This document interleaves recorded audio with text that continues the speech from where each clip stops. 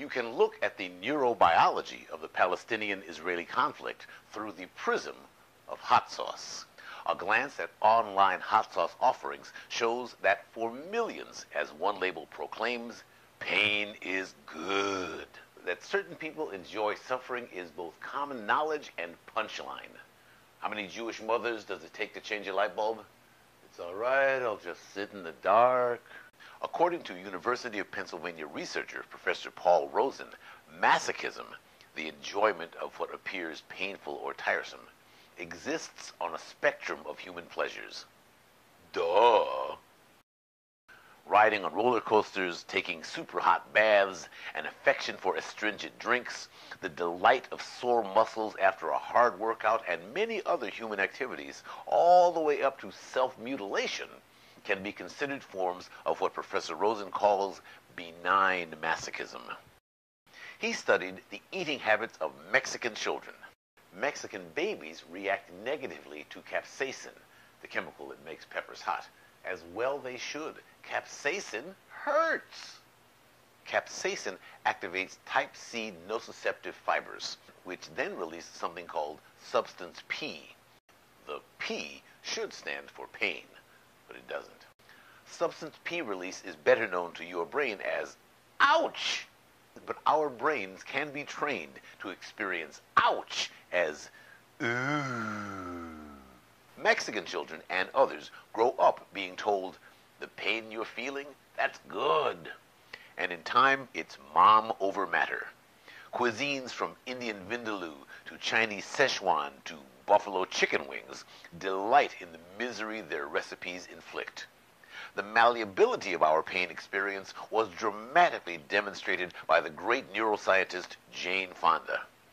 In the days BJF, before Jane Fonda, we exercised trying to avoid the pain. I went to the doctor. I said, Doc, it hurts when I do that. He says, don't do that. But post-Jane, the goal was to make it burn. Make it burn. Make it burn. Make it burn. With three little words, pain became pleasure. The switch has to do with the interaction of two areas of the brain, the anterior cingulate cortex, a feeling part of the brain, and the right ventral prefrontal cortex, a thinking part. It appears that our brain's thinking parts can be reprogrammed so that pain fiber activation and the discomfort it entails can seem just exactly what we want. Culture can pleasurize even severe forms of pain.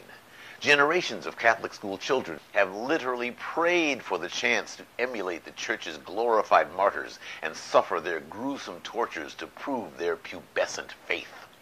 Virtually every American is taught to revere Nathan Hale's famous last words, "I only regret that I have but one life to lose for my country."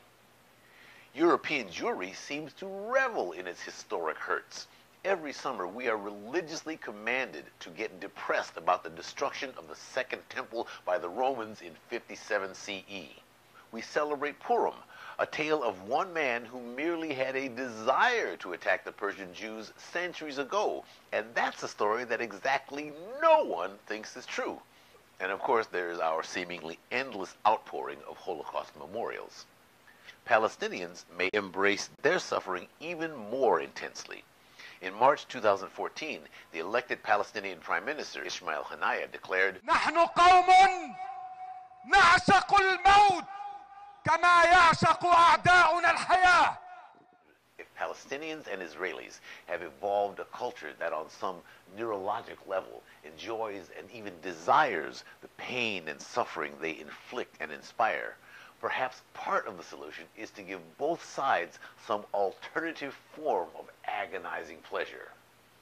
Hot sauce, anyone?